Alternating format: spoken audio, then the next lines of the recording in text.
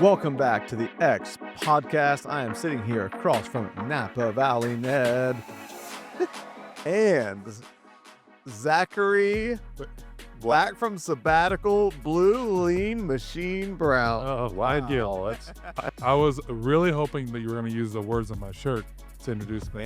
Fantasy football legend. Yeah. Before we record, I want that out there. I said something that you asked if it was a compliment or not. I said every t-shirt you wear is always on brand. Yeah. And you said, what does that mean? And I said, they scream you. Yeah. Which is a good thing. Well, fantasy football is, I think, the herald to fall. Omar?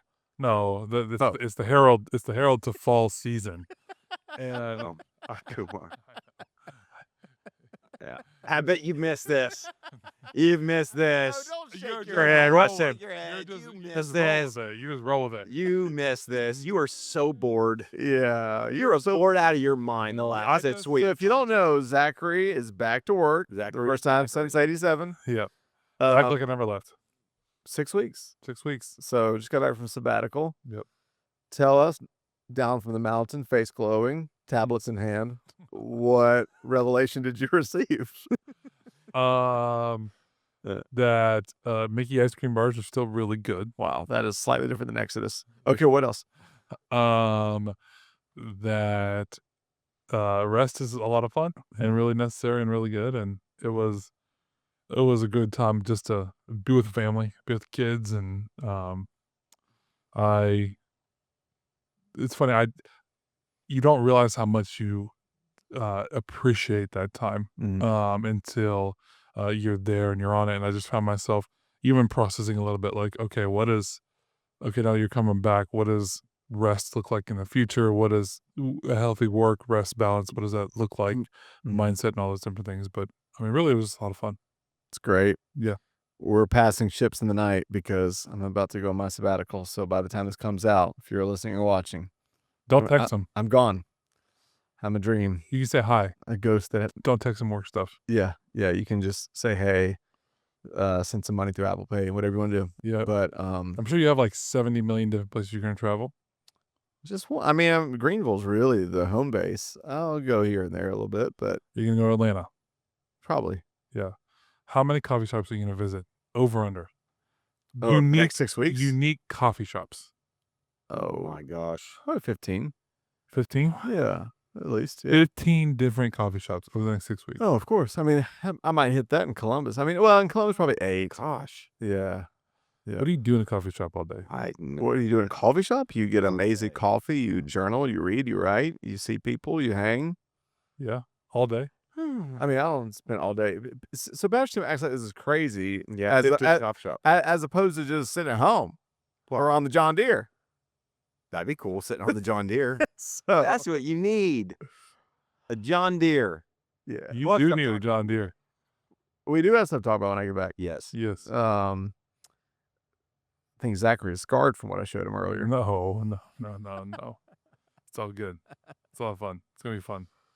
You're in a private conversation going on. Yeah. One of the listeners or watchers would know.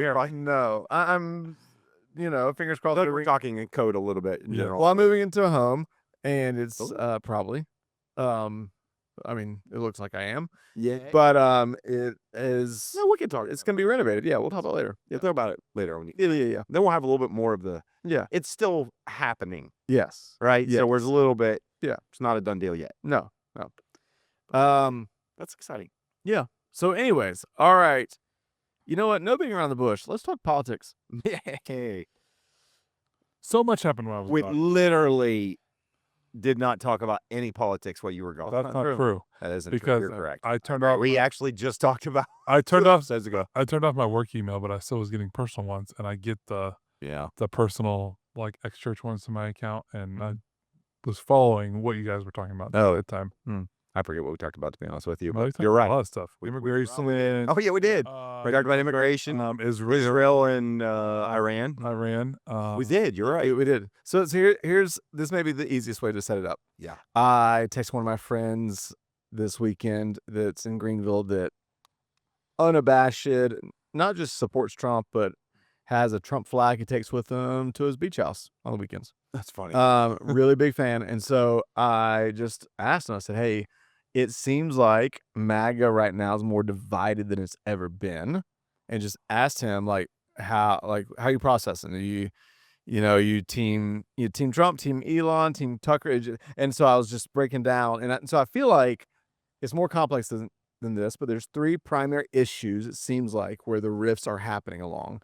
But there's one big one. Yes, but I'm gonna go in order. There's Israel and Palestine. Yeah. We already talked about that. Yeah. Tucker and Candace Owens. Israel and Iran. Is when Iran. Yeah. But I mean, Israel in general really is how do you interpret Israel? The lightning rod. Yes. And then we have Epstein. So what was number 2? Epstein. Okay. What's number 3? And then number 3 is Big Beautiful Bill. So we have Israel, Epstein. You want to know which one's the Big Beautiful Bill causing the most trouble? Epstein. Yeah. Epstein. Like, literally, I follow an independent journalist who used to be quite liberal, as actually in this last few years, I think because of the way politics slide and move, actually kind of switched over to the conservative / right politically, but is a very fascinating writer who kind of parses really the inside scoop of stuff like this kind of stuff. And literally almost every article that she has put out is about this is actually causing, there's absolute panic. Why is there's panic in the White House right now? But why is that? Why have all the because I feel like, with any politician you have people, but I feel like Trump has such a cult-like following, President Trump does, that it's even more so with him. But, with politicians, there are people that support that person because they're like, you know what, I don't know if I'm crazy about them, but their policies are closest to mine. Sure. There are plenty of people in America that would say, I voted for Trump because I felt like he was the best option. Right. But President Trump also has a lot of people that are, I'm with Trump no matter what he does. And I have friends that no matter what he does are like, there's a defense for it. But I was surprised. My friend that I texted, he wrote back and he was just like, yeah, he's lying through his teeth. And I'm like, to me, it's just curious of all the things of the last 8 years, why, and in y'all's minds, why is this the one thing that's like an excuse, Well, man, that's loud. I don't think it comes to our mics, but it doesn't. There's rain falling on the tin roof like oh my gosh, it is a deluge right now.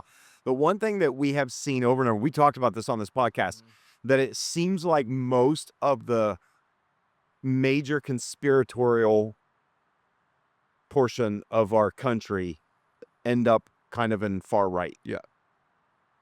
And that portion of the base is just livid. Yeah. With him. But a lot of it comes down to, I think, what Donald Trump and the platform partied on, like what they ran on. Yeah.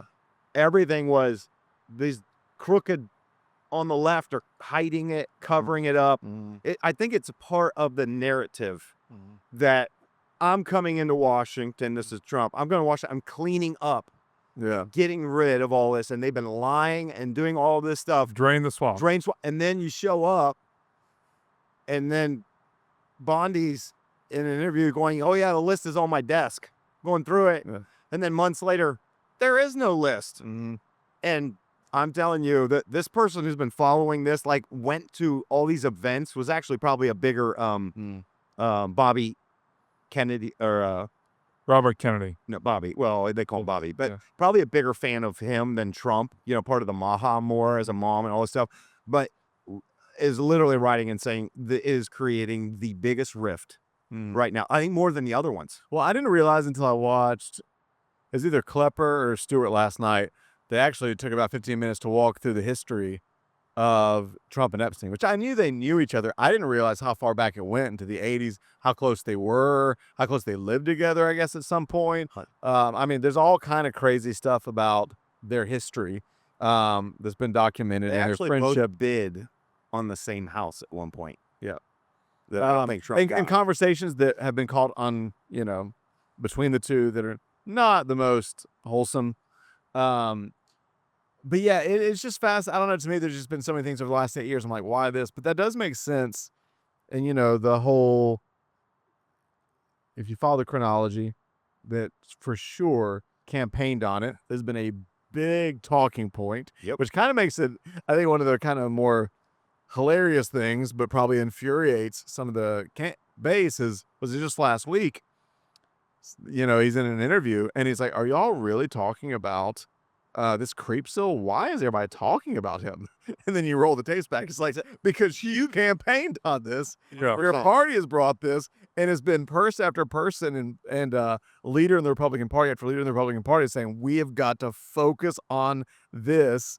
And one of the hallmarks, that President Trump has done is bring up people from past, whether it's, President Obama or Biden or Clinton, Hillary, or whatever it is.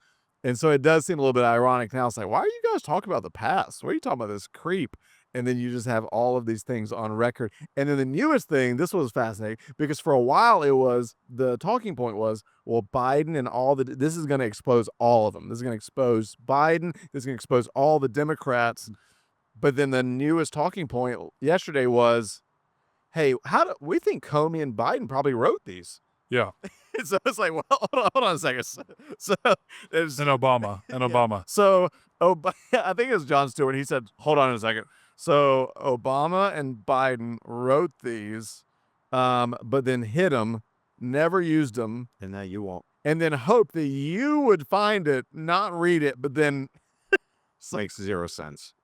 Yeah. Well, now the big thing that is this latest article that I read, this independent journalist said, it is so bad. The only thing that may help him save face with his base, with any of this thing, like literally is writing like this thing is crumbling. Like this actually might be the thing that will actually kind of dismantle. I would say he's in office. He's going to finish it, but dismantle the base and that cult-like following is if Gladwell, or what's her name? Ghislaine Maxwell. Yeah, Ghislaine Maxwell. I said, if she gets to testify in front of the Supreme Court or to the Senate, because she's willing to talk, but she's got a 20-year sentence, and there's so much on this thing that looks bad. Well, like, she's pushing for a mistrial and a pardon now, because she's like, well, if there's no list, then what? Then there's nothing wrong. So I didn't do anything wrong. So why am I in jail? There is so much behind Epstein that it feels like there is, and this is why I think there's a lot that's not being done and that has been said. And I understand. Like I'm about as far from a conspiracy theorist as there is. I really don't buy into 99% of them. But there are a lot of really interesting questions that people are asking about Epstein. For example, what he came from, where did he get all his money? A lot of people believe that there's ties to Israel, potentially laundering money in or with Israel. The CIA is involved in it with intelligence. Like there's a lot of questions, because literally I don't think he comes from money. And the guy has I don't even think he finished school. It wasn't this. And the next thing you know, the guy's got a private island. He's got homes on the West Coast and on the East Coast, has a private jet. He's doing all this, like, wait, where'd all this money come from?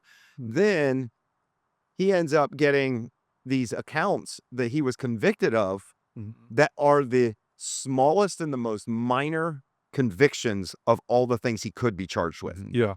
Now this was, when was this? When did he get arrested? First Trump term, I think. Was it during the first Trump term or was it during the very beginning of or Biden's? I can't remember. I'll fact check it. 2016. When was Trump in office? I forgot. 2016 to 2020. Is that what it was? No. Yeah. And so everything looks like lightning. Everything looks like a fix. Like he got the easiest charges thrown at him that you could ever imagine. Like we have to trust me, they can hear that. Yeah. And so that's why there's a lot of conspiracy around. What do you think the conspiracy means, that as we talk about Epstein, lightning is striking? I don't know. July of 2019. He was actually arrested in June of 2008 He pled guilty Yeah. to 2 felony prostitution-related Yep. charges. But he was he sentenced 18 months in jail, required to register as a sex offender. He served 13 months and then was released in July 2009. And then in 2019, that's when he was arrested on federal charges of sex trafficking minors in Florida and New York. However, he didn't even go to trial No. because in August of 2019, that is when the official ruling is He that committed he suicide. committed suicide.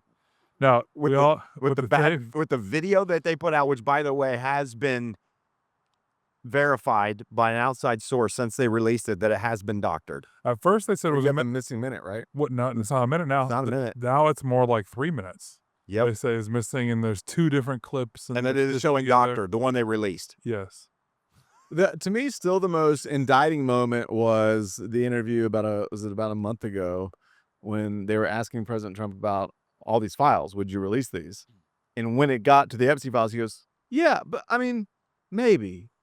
I mean, you know how it is. Like sometimes they have people, false information in there. We wouldn't want anybody's life to be ruined. So I don't know. Maybe." Now, what has been told to me by Whoa. no, not so. That sounds so. That is so Good. It is good. Now, what has been relayed to me from What people makes that say? from people who are, I would say, like your friend, who would consider themselves very big, huge Trump supporters. I sincerely Huge. Trump supporters. Dude, Emmett Um, Trump. now- That'd be so fun. Now, here's the thing. They said that there's 2 lists. I don't know where all this comes from, but there's the people that are like confidants, accomplices, people who knew Epstein, who flew on Epstein's plane, who hung out with him. Trump is known to be on those lists. They say that's not the list. Okay. The list is the one of the people who did stuff on the island, and all How do they know that? Flight logs, stuff like that. People who were on the jet who flew over, that has to be all is written down. So there's the people who, yes, And it's that's also- all like public But information. there's also a That's conspiracy. I don't know if it's conspiracy. There's this supposedly the talk of Washington that everybody knows and has known this for a long time. Again, I'm saying this from journalists who've said from sources that, is that Epstein is known as being a blackmailer. Like it may be related to how he has and earned a lot of his money Yep. So for the CIA and Mossad, and Mossad, possibly. which I'm is just saying Israel that there's- version of CIA. Yeah. So there's those public logs, and that's why people say, well, yeah, Trump has been known to be friends with Epstein, but he's not a pedophile. He's not someone who's done all these different things. And I'm like, well, how do you know? But that's the official list. That's the one that people want released, and they're hoping comes out. But yeah, it's So what are your friends saying? Are they kind of like my buddy that's like, yeah, he's lying? yes, Oh, Really? yes. that's not even close. Most people that I know who are big Trump supporters all believe he's lying, and they all have a big issue with it. Dang. I'm very curious, though. I'm curious what idea. both of you think. Deal. I don't know how to answer this, but like, and we can talk about Beautiful Bill, or we can talk about other things, Big Beautiful Bill, throughout Trump's presidency. But it seems like, and I know this depends on and we're talking politics here, so on how you view Trump and what he said and what he's done. But there's a lot of people who would say that Trump has either lied or failed in other campaign promises and other things in general. But it seems like no matter where he's fallen short or maybe lied or misconstrued or changed the narrative about former campaign promises, that none of that has seemed to stick with him. Why this? Well, that's what I was just asking. It is funny. Like, why this? That's what I'm asking. I don't understand. I don't know, but this one journalist says, because she has inside sources, like from the White House, has said that people have basically said that it is panic in the White House. Yeah, like panic. That's exactly what I'm at. Because going back from the first term to this term, J6, it's all a hoax and 'Cause, yeah, conspiracy. I mean, All the documents in Mar-a-Lago, all that's all a hoax Well, and every conspiracy. debate- I mean, it's law, every debate it's they- law fair, it's all the I things. think But it's. why Here's my this? guess. Here's my guess. Again, these are all just guesses from what we read and people read, and so everybody can have their own opinion. It means nothing. it seems like everything that he leaned into that rallied the support, I'm not saying everything, but a lot of the stuff was very conspiratorial. Whether you look at J6, the election, all this, right? It leans into that. That everybody else is like, yes, there's finally someone who's telling the truth, someone this. So then you get to one of those categories and he does a 180 and everybody's like, you just betrayed us because you represented us. You represented a portion of that base that probably doesn't really usually have a voice in the political realm. Now you just, and one of the things that you've been campaigning on all this, you just basically betrayed us. But what's interesting is if you go and you look at, and I'm gonna move. We can still talk about Epstein, but like, it's not just this, but it seems like there's a little bit of a reckoning happening. You have Joe Rogan on Joe Rogan's podcast. Really, he came out famously right before the election and endorsed President Trump. You have him questioning and really like backing down off of his support for Trump because of immigration stuff. You have Elon Musk and their public breakup. But sorry, can I throw something out? What? Did you see Pedro Pascal's savage hit on Joe Rogan? Which I like Joe Rogan. He held up Joe Rogan's tweet on the immigration thing and said, "Way too late. You knew when you endorsed him that, was it 2025? What was the Project 2025? Project 2025 was a thing. You already knew this was part of the agenda." But to your point, it's like this is. Yeah, we have Elon Musk with Big Beautiful Bill and whether it's over EV credits or just exploding Elon or explode. We know you are, Mr. Fanboy over there. Well, I do have a Tesla, so I kind of like investment, and I did get to enjoy the EV credit. Yeah, it's being taken away. So you have that. You have the Big Beautiful Bill adding $5 trillion to the federal deficit. Is that what it's come up to now? Yeah. I've seen anywhere from 3.3 to 4, but now you're up. So now we're up to 5. So you see all of this, and you see different pockets of the coalition that was built to help President Trump win the election, and they all feel betrayed by one or the other things. And I'm just like, how do people not put together the pattern? And like, why is it taking all these things happening at once to see the pattern? Well, and I guess like to me, why? Well, and I will say my friend, the other thing he said, because to me, and there's hypocrisy of this on both sides, but to me, one of the biggest things that the right has always said they care about the most is freedom. We have seen, I mean, there have been so many people come out about the breakdown, unprecedented breakdown of historical norms when it comes to freedom of press. I mean, there's been parts of the press that have been banned from being part of norms because they ask tough questions or they don't align. Invited to. I mean, you have a sitting president that is on the regular now, threatening deportation to political rivals, to former talk show hosts that disagree. I mean, you have, and my friend who in 8 years, I've never heard him disagree with Trump, is like, yeah, I actually don't like the fact that he's threatening politicians who disagree. You have, I mean, I think some people are alarmist when they use words like autocrat, but you have on multiple fronts over the last 6 to 8 months, like rising levels of autocracy. And I think my question, like alongside that, is what Epstein did. Look, whenever you have children involved and sex trafficking involved, and then you combine the two, that's when you're like in the most heinous, evil territory. And so I understand that. I also think there's the conspiratorial side of that. Let's be honest. Any really like cabal kind of conspiracy is always going to have what at the center of it? Child sex trafficking. Like any conspiracy is always going to have that. This is one of those horrible conspiracies with Epstein that was true, that he was doing horrendous things. Don't ever want to minimize that. Whatever he was doing is done now, though. And while whoever's involved needs to be held accountable, to me, the stranger thing is how that is bothering politicians and a certain political base more than what's actually happening currently. I know people, we've talked about this. I've told both of y'all this. And I know that people have different views on this, and I'm sure there's some good things in the Big Beautiful Bill.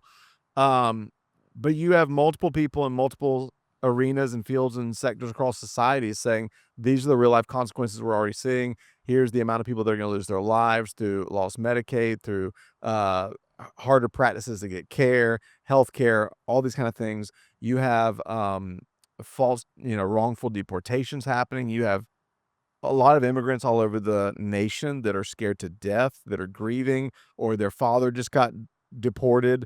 You have Christian leaders actively joking about human beings being ripped apart by alligators. I mean, you have like some pretty, in my view, grievous things happening, but there seems to be like no outrage or no brokenheartedness over that. But this, why is, because I agree with whoever said it. This is the thing that seems to be causing I said most, Epstein is causing the most rift. but why is that more than the other? Well, I mean, from an obvious standpoint, all of the things that you said and the critiques of the big beautiful bill, that's primarily coming from the left, politically. I mean, even the right's divided over. There is Big some, Beautiful but Bill. well, not enough because it still passed both the Senate and the House. So not enough. There was a couple holdouts that they basically strong-armed / probably made backroom deals to get them to, because that the lady in Alaska wasn't going to. I mean, that's the bill that Elon left over. And, yeah. And so His probably not as much for moral reasons, but yeah, but for economic reasons. Yes. And it's, so I'd say the Epstein thing is the thing that is more dividing that base. I think this is more a question that I think really plays into both left and right politically, and where probably most of the critique is coming, because I've not heard, but maybe you have. I've not heard some of the voices who have critiqued the other things that you just said critique the big beautiful bill. Yeah, they may have, like Tucker Carlson, but at what point? I don't know if he has. Like, if you have a basic care about humanity, it shouldn't be a left or right thing. Yeah. Like when some of it is how you read and interpret the bill. I mean, there is a little bit of hyperbole going on with some pieces of it. Yeah. Like, for example, let's give you an example. Even the stuff around the bill, though, like the deportation, the alligator Alcatraz, like just having a basic care for people, that stuff should bother you. Yeah. I think, honestly, I will say, surprisingly, and I don't think it probably makes a lot of the airways for a variety of reasons. A lot of people that I just in conversation casually talk to about what's going on with the immigration, and we're talking about people that I would say probably would lean more conservative. A lot of people don't love it. Yeah. I mean, like, just in general, I feel like when I talk to a lot of people in there, they're not necessarily a big fan. Polls actually show that most Americans, even conservative ones, disagree with the handling. That's what I mean. I feel like that's been my experience talking to. Again, maybe it's different. You've got some friends in there that might not care. I have been. So I feel like I've been in a really big. We're in a bubble as it is, a little bit, in church world, different things like that. But I feel like the last 6 weeks I've been in basically a very, very been in a bubble, very, very small bubble, and so my only really window into the greater world of all this has been social media, and a lot of, I would say, the big talking heads in conservative social media world are all beating the drum in very much favor of everything that's happening from an immigration perspective. So I agree. Maybe a man on the street might feel that's what I mean. a little bit different. Average person. I agree with you. I'm just saying from a from what I've seen, the conservative narrative being on social media. Well, Charlie Kirk, Alex Stuckey, the people who write books called Toxic Empathy. Yes, other ones. I mean, bunch of pastors. Did you see the book? Did you see the book? Did you see the title of the book I sent you? The Sin of Empathy. The Sin of Empathy. Yeah. Wow. So I haven't read the book. I don't know. I just sent it to him to read on his sabbatical. And there's a lot more. Please. How are you? There's a lot more who are. How do you feel about it? Immigration? Everything going on right now, Bill. Deportations, immigration, big beautiful bill. We did it. We talked about immigration on here. I mean, I just think I just think that with the big beautiful bill again, it's one of those things where it's funny. I think Elon is brilliant. I think he's a little crazy too. Usually those two go together, though. I'm not denying that. A lot of times. This is bad because your mother has the. Yeah. I shouldn't say this. But okay, go ahead. I'd be a little concerned if Elon had access to nuclear weapons. Let me just say that. And he might with AI. So my point is that he tweeted out something like, hey, the truth is that, like, we need to cut expenses and we need to raise taxes or raise income in order to make up the actual deficit. That's something I have felt, and I've even said on this podcast before, that in order to actually attack the deficit, it's got to be both. You got to cut expenses, and you also have to bring in more money. It's just we're at that large of a deficit. And I think that when you are talking about social safety nets, like Medicare, like Medicaid, like Social Security, those things are some of the biggest draws on the budget. So I get why there would be like, okay, we should look to cut some funding from this. So I'm not necessarily opposed to that per se, but I really want to look at, like, again, what are the lines for who's being cut? Right. Trump in a State of the Union, I think a couple months in, read all these names of people who are hundreds of years old who are on Medicare. But like, can we cut those people but not cut the people who deserve to be on it? And does that equal the amount of cuts that they're actually bringing into the bill? Yeah. See, here's where we don't know. The bill itself is 1,000 pages long. I know. And When it was pushed quickly, most sitting members of Congress admitted they didn't read most of it. which is one of the It's so long. Which is one of the critiques that people have of some of the bills Biden pushed. In this, where I'm like, people have cognitive dissonance about both parties and where they're at. But Wait, is the statue rumor true? I don't. yes, The what one? yes, there is money in the bill, 40 million, something like that. $40 million. Is it for, true? Yes, You read it? yes. Look it up. Okay, please tell. I know I tried, but There- like nothing's wasn't feeding me that. There is money set aside. It's for the America 250 celebration Okay. that they're planning for next year during the midterms. Trump has set aside money to build a new statue garden around the Mount Rushmore area, with 250 statues celebrating figures from America's past. So they're famous heroes from the past, people from our history. I'm sure it wouldn't surprise me if Donald Trump himself ended up in the garden.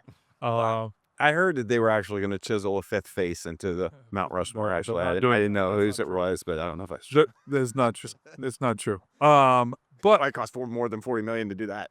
what's crazy is these tax cuts that he made permanent, and these are the 2017. the codifying of the first tax cuts that he passed. Those were set to expire. Right.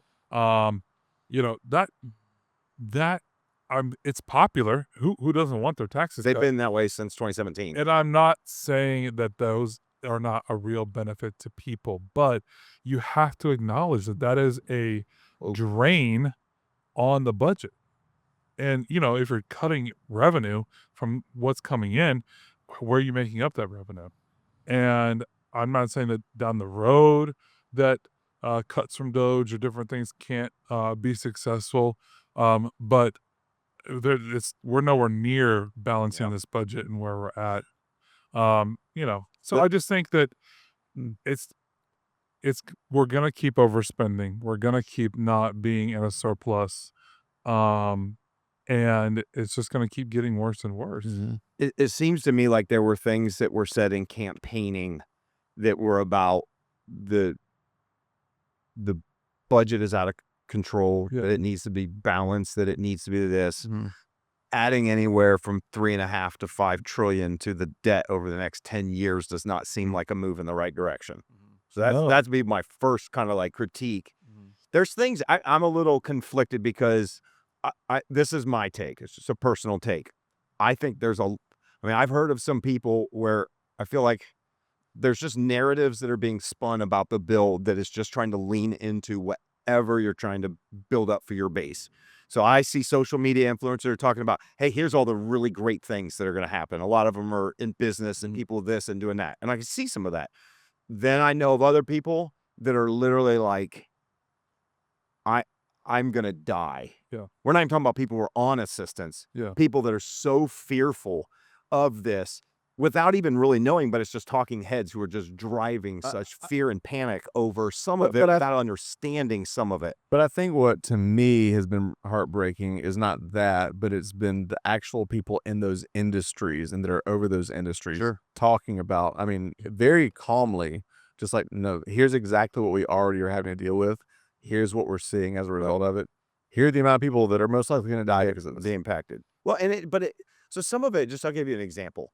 one of the big talking points has been all of this cut to the SNAP, right? These assistance programs. It's the number one way food for people who need money for this.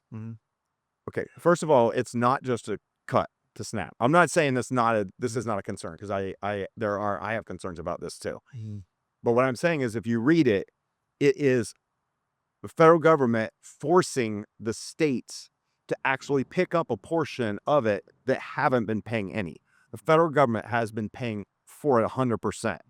And it's not just, oh, we're done, we're cutting off this many people who need it for this are gone. It's no, the states need to. And if the error rate for the state, in other words, abuse in this, is above a certain number, then you're going to be liable for it.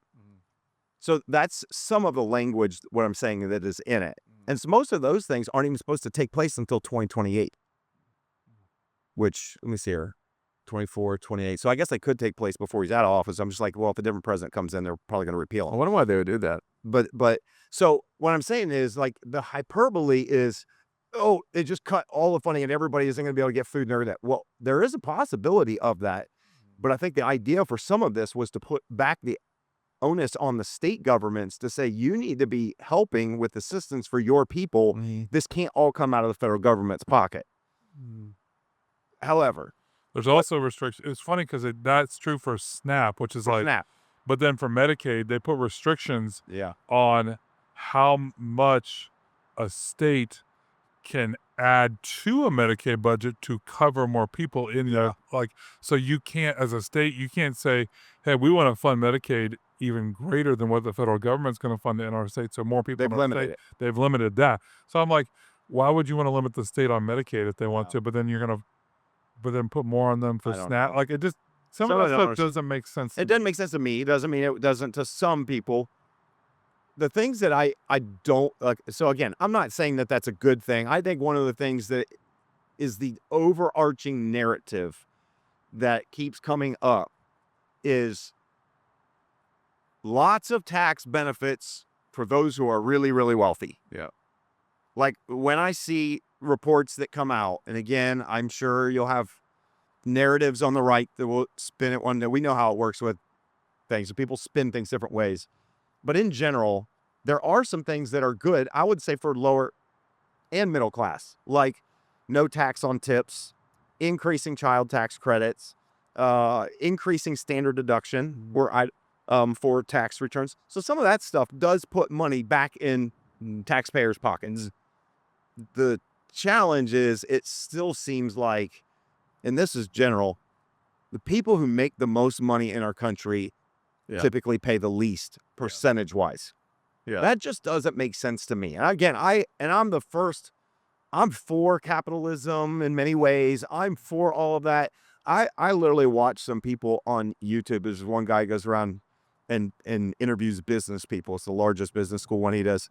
And there's guys that are on there that are bragging about making millions of dollars who pay zero in tax. And then they show you how to do it. And I'm just like, this makes no sense. Like, oh, it's cute. You figure out how to manipulate the system so you don't, and you're making millions of dollars paying nothing. But middle class people who don't have business structures set up and understand that stuff are going to jobs that are doing things to keep the economy afloat, that are doing jobs that other people don't want to do, that are doing, middle of the road jobs. Right. They don't, I mean, yes, they could go out and do that kind of stuff, but it's like, this makes no sense. Yeah. And you have people like Prof G and others who go, when I was making this much, I was paying, 20%. I'm paying 18%. That's my effective tax rate when I'm making, $100,000 a year. Now that I'm making $15 million a year, my tax rate's like 5%. I haven't 3%. seen it. And I'm just like, Why? why? What's Prof G say about the bill? Have either of y'all seen? I mean, I haven't looked specifically. He's pretty liberal. He's a liberal and alarmist. Yes. Not saying I like his stuff a lot of times, and I read it and I listen to him and I read his stuff, but he's anti it, the big beautiful bill. There's even some stuff with like no tax on tips, for example. You can only deduct up to $12,500. correct. And that's if you're not doing a standard deduction. So if you're itemizing your deductions, You can deduct up to that much, and So I if you just standardize, you're not going to see it. you're not even gonna. It doesn't matter. You have to get over it. So I think let's just acknowledge even some of that stuff could be some eye candy and some. Could be. I'm not saying it's not going to affect some people and help some people or do whatever. They also are not permanent.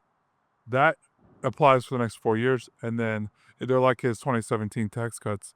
They're not. They can expire. They can expire. Sunset. Yep. So, But it seems like in general that this is a move. I can't understand. I don't know if this is a move to try to bolster the economy because of all the other things that are going on, versus it does not seem like anything that cares about the long-term picture of our country. Yeah. And that to me is probably where I think Elon and other people, and I don't think it's about EV credits. Yeah. It could be with him some. That's how they're helping pay for some of this stuff, but they're increasing defense.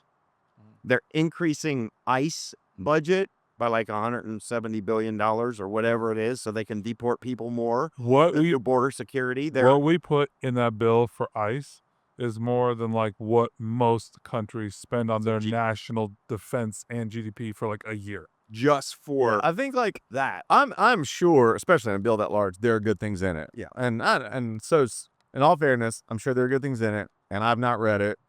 I don't have 5 years to read it. But I think my bigger take is like any bill that does more just to line the pockets of the top 1%, and regardless of the spin or nuance, and I'm sure there's nuance. Yeah. When all the people that are working specifically on the ground in the fields that help the less fortunate are all saying this is going to be catastrophic on the ground for those people.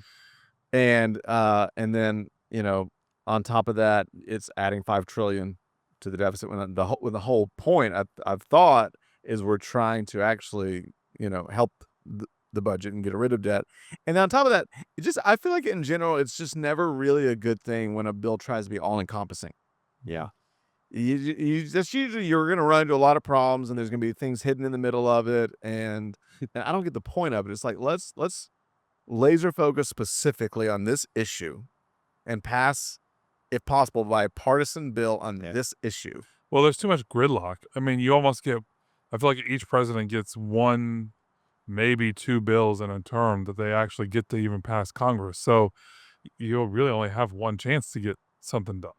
So I get why they do it. It just, it's a lot. I want to pay fairly a little bit here, because there's a lot of people who feel like, and I've talked to people, and I just want to give voice to what I've heard, that, okay, I don't want, for example, my tax money or these, because it's my taxes and my income that's going to fund some of these programs.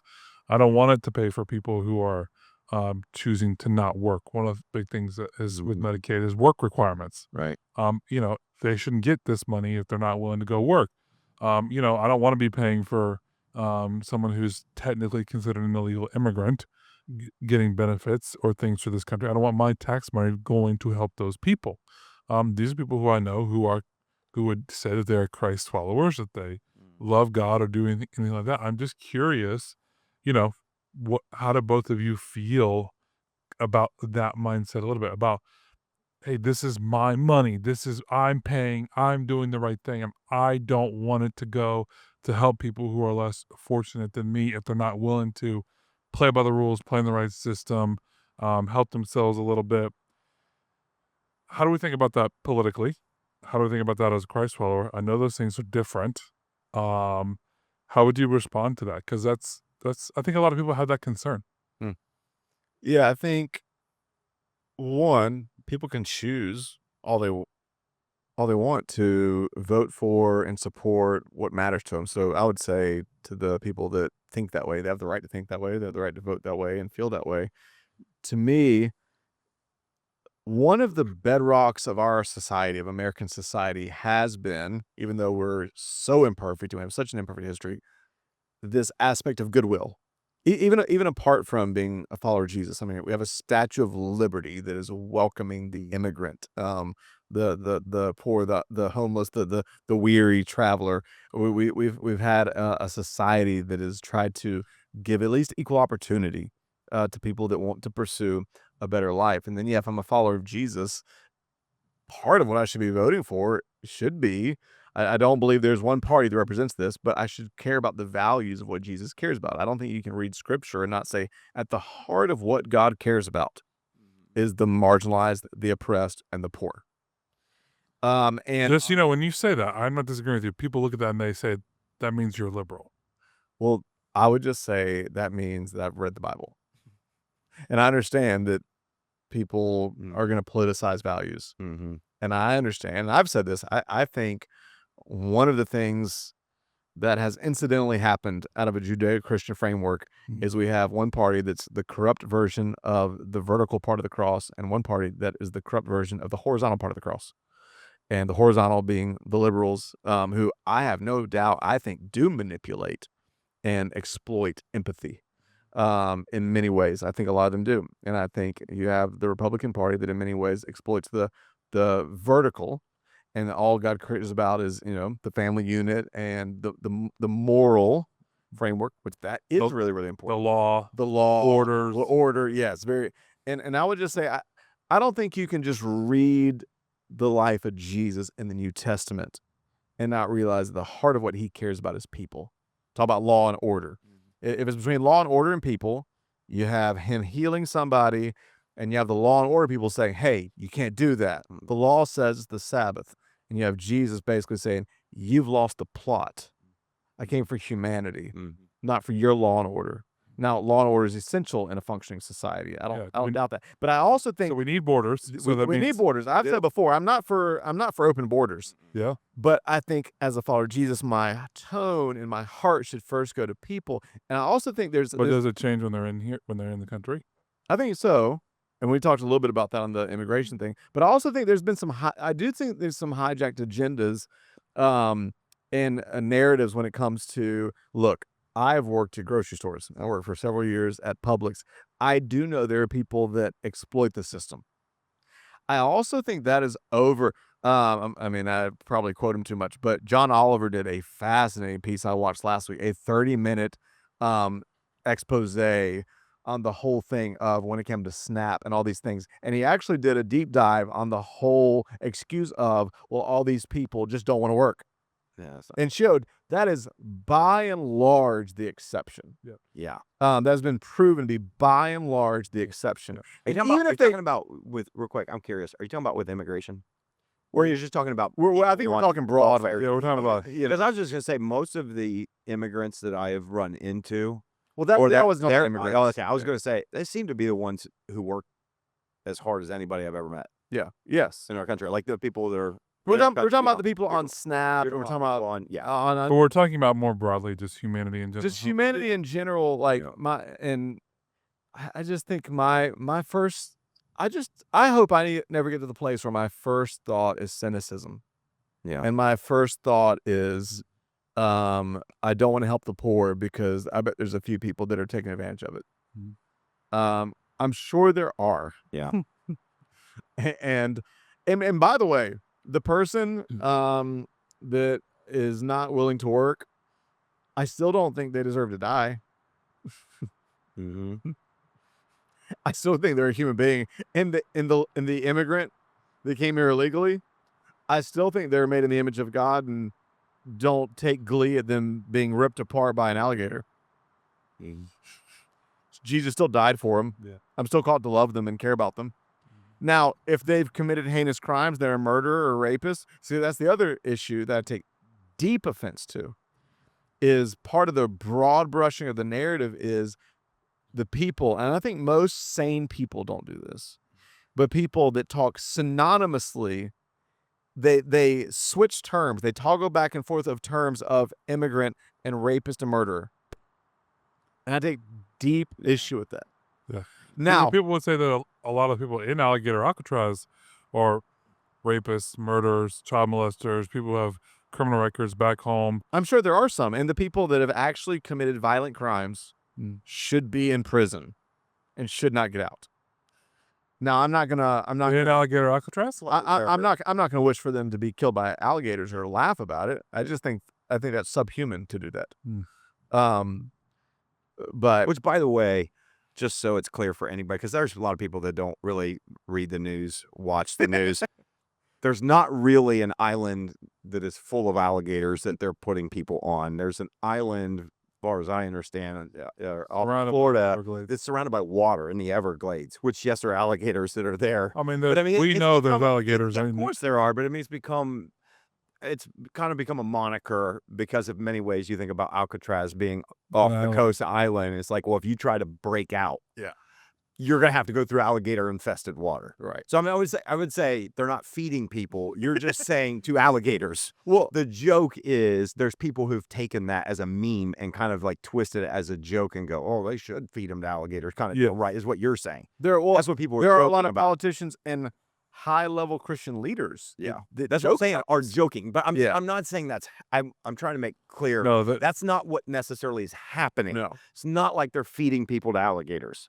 We're not in Rome in the first century and they're feeding people to lions. It's not what's happening, but it's turned into this joke because of the phrase, the moniker that people are doing it, and they're laughing about the idea of that, right? Which is what you're saying. Just does not seem humane. It does not seem Christ-like. It does not make sense to joke in that kind of regard. But I'm curious, what are your thoughts on? I know we probably are running out of time, but just like on what I was saying, the people who genuinely feel like, man, I pay my taxes, I work hard, I guess I've never. It's a weird. That's a weird one. To the point that you said at the very beginning, I don't understand. I don't think of it as my taxes or it's my money. It's not like I'm volunteering a contribution to a nonprofit organization that I get to choose. Right. I think if you live in this country and you get the benefits of it and you're a citizen and you understand that we are a democratic republic where we get to, our right is to vote officials in who then dictate and create the laws that govern our land, and that's your representation. Like, I guess I just don't ever see it that way. There are sure things that our government does. There's even back when Doge and some of the stuff that come out that we're supporting, I'm like, oh gosh, why? I would not want my money to go to that, but I don't see it that way. I see it as what I owe in taxes because of what is written is not my money. It goes to the government. It's my part as being a citizen. It's like my expense and my participation or my being a part of what happens in our government, to whether it's building roads and doing all that kind of stuff. So I guess I just don't I think it's I don't say it this weird, but it's kind of a strange take. Well, it's like my money. Well, I don't want my taxes going. That's not how it But you're a citizen, so therefore you should care about how the politicians are spending their money, and I should vote. Yeah, and that should bother me. I should be concerned when Doge stuff was coming out. It's very concerning if this stuff is true, that USAID, but I also know that it does a lot of really good things. And I've heard of some programs that have been cut that have literally saved. I've listened, that one guy we were listening to talking about a program that saved 25 million people's lives in Africa through AIDS prevention that I think George Bush started, that was under this thing. That's a legitimate number that is like people can get medicines and they're not dying. There are people like Matt Walsh who say, why should our American taxpayer money go to help people in Africa dying of AIDS? That's a whole nother, there are people have opinions on that. That's the America First mindset. And all I those understand things. that. I'm just telling you, me personally, this is just a very, very personal opinion. I don't hold that value though. Yeah. I'm not a me first, America only. I'd say more America only. It seems like that's a very isolationist, America only. I just don't take that. That's not my personal stance, just because I do view things. And that's not a historically American stance. Yeah, I think one thing that America historically has done is been a very generous nation, and we have run to the aid of people globally. And I think sometimes when you're in a position, it's kind of like the way I see it is when I read the New Testament, when I understand, if you're in a position to help and you don't, I think about a passage in James that says, he who knows what he ought to do and doesn't do it is sin. Like, that's not like something that's mandated. That's not like, okay, the letter of the law, don't break this law, don't do that. That's this. But literally in the book of James, it says the one who knows what they ought to do and doesn't do it. And that becomes very personal. That's like a personal reference. In other words, it's like, man, if I saw somebody who was hurting, and I have an ability, because I've been blessed with that ability to help them, and I don't do it, is it possibly it's a sin for me? And it might not be for you if you didn't have the capacity to do something about it. Mhm. Again, it's how you read it. I've looked at us as a nation and what we've been able to do, and I do think that we have been very blessed as a nation, maybe because of the democracy, because of there was an ideal around some Christian values. I'm not saying we're a Christian nation, but there's some things like that, which included being generous, taking care of people that need taken care of, and helping. And I think God blesses. I mean, Scripture is full of narrative after narrative of God blesses those, who help others, like those who are generous, those who what's the one? Those who help. What's the one about prosperity? Those who help others will themselves be those who those who generous refresh others will be refreshed. Right? There's things like that I think are. I want to say they're not American. They're not Jewish. They're not this. I think that they're kind of built in like these universal spiritual principles that cross over into the physical realm. That's kind of my take on it. It's the same thing as sowing and reaping. It's like, where does that exist? I think it's one of those when you get the spiritual realm crosses into the natural realm. These are things that God has kind of built into the fabric of this. So it's really hard because I also know that my perspective is going to be very different than someone, whether on the right or the left, that doesn't have that. What is kind of surprising and shocking is that you can have all these different voices in Christianity that can be so polar opposite on how they would do things politically. Yes. That's what's crazy. And I want to circle back people on, who use the Bible to justify both sides of the aisle. and I want to go back to something we talked about. I think this, can't remember which podcast we did. I can respect different views and different emphases. There's some followers of Jesus that the values they really care about are more on the right. Some followers of Jesus, the values they really care about more on the left. I can respect both of those. I think the thing I would just maintain is the way you talk about those, the way I talk about those. If I post about those, like let's say order is my thing. I just really believe that's the biblical, fine. It's fine. But if I post about that and post about immigration, let's say I'm really strong on immigration because I just believe we need to, which we do need to fix the border. I believe that. If the way I post about any of those issues, the tone I use, the way I speak about people dehumanizes people and minimizes the very people I'm called to reach, then I've lost the plot. Regardless of my position, regardless of which policy I emphasize on, if the way I talk about any groups of people leaves them thinking they're cared about less and that I'm not called to them, then I think I've lost the plot. Well, and you've been playing Mr. Devil's Advocate voicing, but what are your thoughts? Because I feel like even with the Big Beautiful Bill, you didn't really say like what your real. I don't know. I think that Because I feel like deep down you're more passionate about some of the stuff than I am. I just think that I think I'm in general right now. I think I'm just pretty disillusioned with all of politics. Nope. Yeah. I just think that show me a win. There's stuff that I think from 2020 to 2024 that Biden did that I thought were better than what people probably give him credit for. I think there's stuff with Trump that he's done that has been better than what probably people have given him credit. There's some things, even just culture war, some of those types of things that, speaking about gender, speaking about some different things that I appreciate.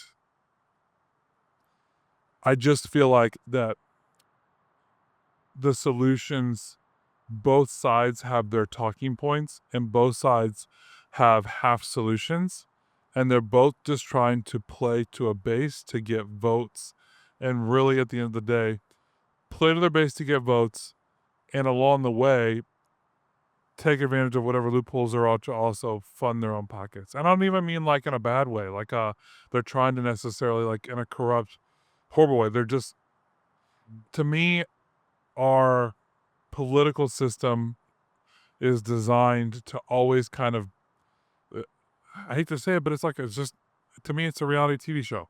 It is a reality TV show that the more and more, and maybe it's just the older I get or wherever, but I'm just like, my life doesn't look that different. overall. And I'm lucky to be in a place where my level of lifestyle, my income, where I'm at. I'm not saying I'm the richest person in the world. I'm definitely not. But I'm at a place in life where I feel like my life doesn't look all that different from president to president. And I know for some, that's not the case. Yeah. I'm very aware of that.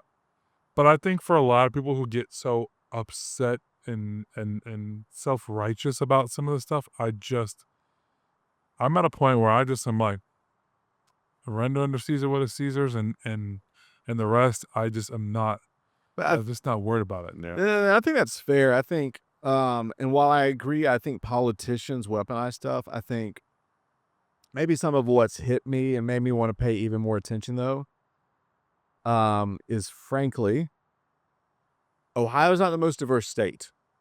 So I also think it's a little bit easier for me not to be as bothered.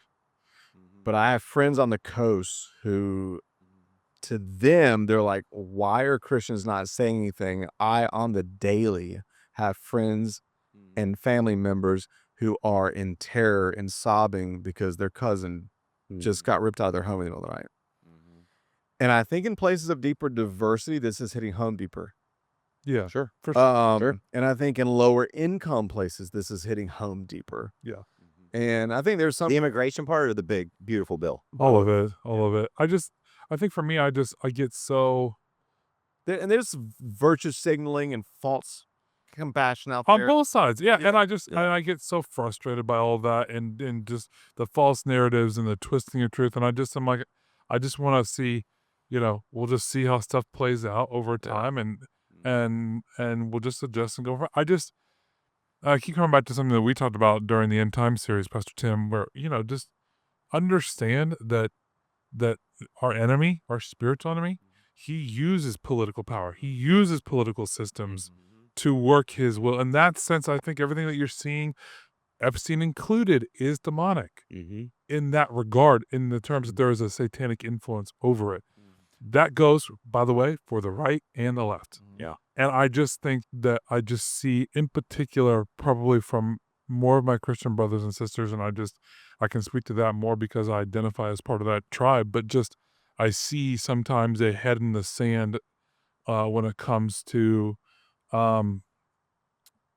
more probably on the right with talking points and things when it comes from that. It's there on the left too, with the progressive wing of Christianity and where that is too. They can be that way. But I agree with what I think it was John Mark Comer said this, like oftentimes when Christians move to the left progressively, not many, I'm not saying it doesn't happen, but oftentimes they'll then deconstruct maybe even completely out of the faith and move away from. I'm not saying that there aren't people there who are real people of faith and they have a real It vibrant faith. seems like it. It's there, but I do think I've seen more of that happen. I have a lot of personal friends in college who that's happened to. Yeah. And but just the level of just self-denial or self-righteousness and just not wanting to like see things, I just get so frustrated by all of that. I have a hard time of saying that there's only one tribe. Like this is where One I feel like Christian tribe? yeah. I just that's where it's like I see so many different voices. I would say that are part of Christian, like use influence and narrative, and I'm just like I could not disagree with you more on certain things, Right. And so But there's other things that's you what's probably would so- agree with them on. Huh? Right. There's Yeah. some things, Something. but I feel like half the stuff that's all they talk about in spat on. I'm like, yeah, I would not. Or if I kind of agreed somewhat politically or in a policy, I'm like, the way you talk about this, I don't want that to represent me. And that's what's so dividing is it's not just right and left politically. Yeah. The one thing that I'm trying to keep it at heart, though, through all this, especially with other Christians, and we can speak to this again because of our role as pastors and where we're at, is that this is another satanic thing, right? Is it First Peter where he talks about that it's Satan who is at work dividing Christ followers. Satan is called what? The accuser of the Brethren. And I just think it's really easy for us to also lob pot shots at each other and to snipe based off, and this happens on both sides too. And I think that, especially through social media, it's hard for me to I always try to keep that in mind that don't see this person on an everyday basis. I don't know how they live. I don't know what they do. So while I disagree with everything that you're saying and posting right now. I try to keep that in my mind because that overwhelming desire to just, ew, I don't want to identify with you at all. Well, you follow some people that I don't. Yeah. You're pretty And I appreciate that. He always sends me stuff. It might, to me, I'm like, I want to resist that because that could be also the enemy working to divide us. Because we're much weaker when we're not. We spend so much time eating each other alive if you're in the Christian faith. I mean, It's the worst. Christian cancel culture is the freaking worst. And you see it happening with Chip and Joanna Gaines this weekend. I bet it broke your heart. Did you not see this? No. Oh, man, it's crazy. Yeah. It is. It's I understand it. No. You don't But to your point, I mean, I sent the podcast to you and I was telling you about it, but David Brooks was on the Carey Nieuwhof podcast, which is a Christian leadership podcast. And David Brooks, brilliant journalist, just came to faith in the last 10 years, lives in the heart of New York City, has, I think, worked in the White House, all this kind of stuff. But came to faith, got mentored by the late Pastor Timothy Keller. But really just talked about, Carey Nieuwhof was asking him, said, I've seen you've been a vocal critic of President Trump over the years. But he talked about it. He said, yes, I have. But his passion is that there's nobody in the world, no matter what their political opinion is, that it would shift the way that he feels about them as a person. And we've got to get to the place where we value each other and we realize politics is never worth affecting a human relationship over. But it is interesting talking about like Christianity, because I've been having this week one. I don't know when this podcast will come out, but we're in a series called True. I almost said truly happy until heaven. These 2-word sentences. But the first week especially was just you went on a rampage in a good way about the importance of the church. Yeah. And I think anybody probably left feeling like, oh man, these are just the reminders of why I love the church. Yeah. Why the church is a healthy local church is the hope of the world. Why it's beautiful. But I thought that week, I was like, man, what an interesting tension I feel of how much I love the church and how much I struggle with Christianity. And I just think that's the interesting tension. Maybe worth talking about. Not Christianity as a faith, but Christianity as a culture, as a modern culture, what it looks like here in America. Yes, what you would say, right? Yes, not the movement of Jesus, not Jesus. That's what I mean, or his message or scripture, or what it means, basic, the gospel. Yeah, I look at the gospel and Christianity as two very different things. And because I think when you look at the way, maybe I can define it this way, Christianity is the subcultures that are created in regions and with politics. It's when Christianity is hijacked and politicized. It's when there's a version of Christianity that's become an institution and it's no longer the organic, authentic movement. And so I just feel that. I feel that viscerally, like how much I freaking love the church. I'm giving my life to the church. And then how much I'm like, there's so much I'm just turned off by modern Christianity. And actually, in a weird way, I think it's the greatest enemy to the movement of Jesus in America. The culture of Christianity is why I have family members that don't believe. The culture of Christianity is why I think millions of Americans have a bad taste in their mouth and won't give Jesus a shot. And I don't know, maybe that could be worth a deeper dive conversation at some point. But I will say, mile wide, inch deep. What is it? Nothing. Mile wide, inch deep. Yeah, he's talking about the culture. Yeah. In general, sometimes. One thing President Trump has done recently that I like. Wow. I like how I don't like how unpredictable he is, I will be honest. But sometimes, and I did not see coming, because one of my big fears was how, for a while, weirdly empathetic and pro-Russian the conservative side was. And it's just, to me, is one of those just areas where, yes, it's complex, but there's a real bad guy here. I'm sure there's corruption in Ukraine. There's real. I didn't feel like, from what I watched and saw, that existed on the conservative side. I felt like that existed with Trump. Oh no! Did you ever see the weird Tucker Carlson? Yes, I saw that one. That was definitely weird. But I don't think even on the right, I don't think anybody was like, yeah, Tucker. I think they were all like, that was weird. Every friend I have on the I would just say the far right. It must be right then. Would have the talking point of, they would talk up how horrible and corrupt Ukraine is to the Okay. point where it was almost like they balanced out Ukraine and Russia. Gotcha. And they're like, yeah, I mean, Russia.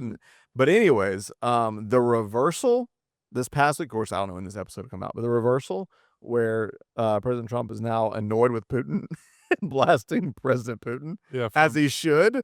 from the beginning of remember him and Zelensky in their first meeting? Yeah. Catastrophic February Yeah. incident. And I just now- remember I remember this is another one of the campaign promises. When I get into office, that war is going to be over in 24 hours.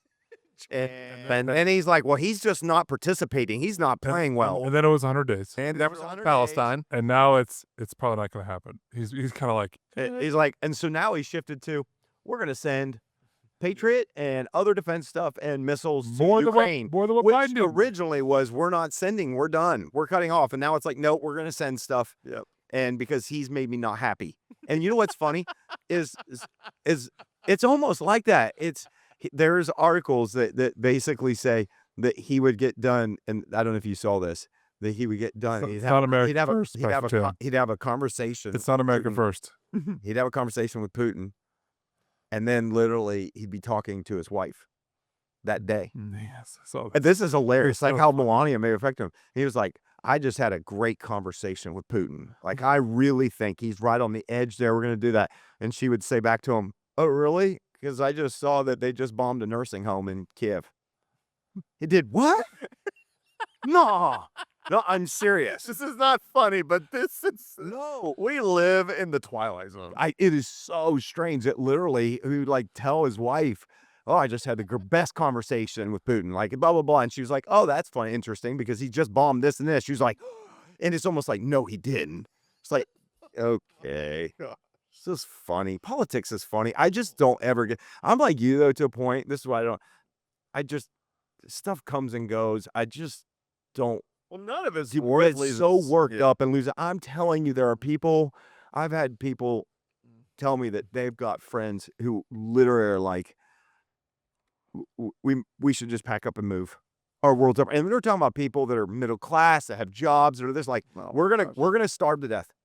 Like, I don't even think it's gonna affect you. Yeah. No, like it's the fear Yeah. on the base that in politics. And I just like what you said, Yeah. there have been I've gone through so many different presidents, Democrat, Republican, people saying they're the Antichrist, saying this person's Antichrist, this is the one, we're going to be in World War because of this, we're going to be in this. And I'm still here. Yeah. It's still, no. We'll end on the cliffhanger. Because what we all should be afraid of is AI well, getting ask Elon about that. access to nuclear codes and launching a nuke. I'm reading a book or listening to a book right now called Nuclear War. Yeah, you told me that. Ew. So anyway, Well, this might be a life that's ever if that happens. Well, shivers. I just think it's good that you didn't announce this. I thought you were bringing this up, but What? Zach said he's part of the Freedom Party, the American Party, the one that I Elon, am. that Elon. The American Oh, I am the American Party. I'm like, let's go. And Elon said that. I'm like, I'm in. What does this stand for? I don't even know yet. If Elon told you to jump off a cliff, you'd probably No, so, but I might drive my Tesla if he said that it would have a parachute that would come out. No. I Evil Emperor Palpatine in listen, Star Wars, execute Order 66. All the Teslas like a and on their own, they just start driving. I what happens. do like Elon because of not necessarily everything he does. I mean, here's the good news. Between him and Nick Cannon, we are reversing the decline of the birth rate in the United States of America, which is Him personally. yeah. Okay.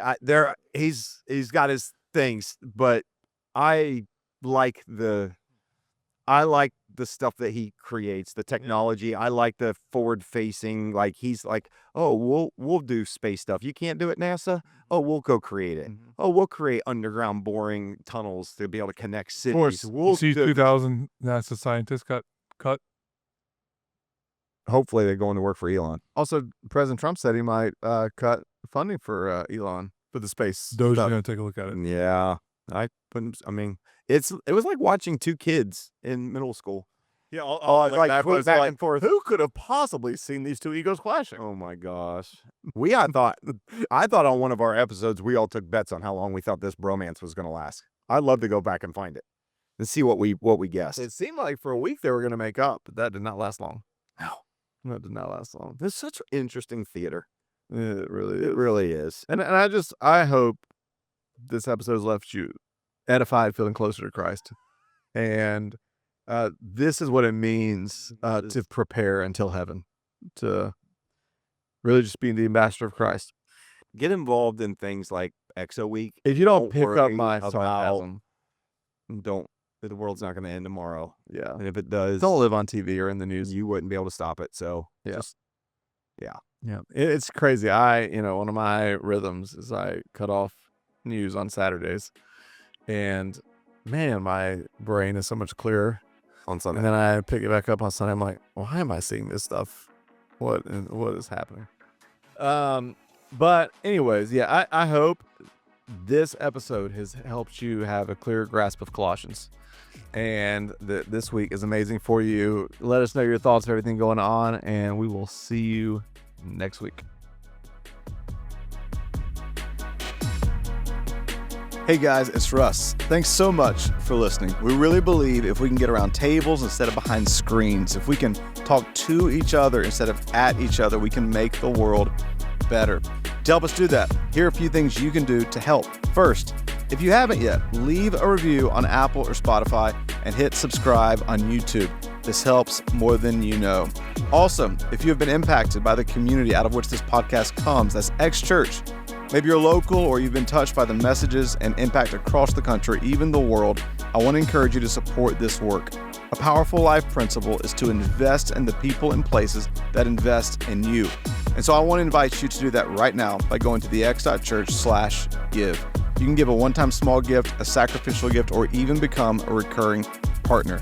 Together, let's keep elevating the conversation, thinking higher, loving deeper, and making the world better. Cheers.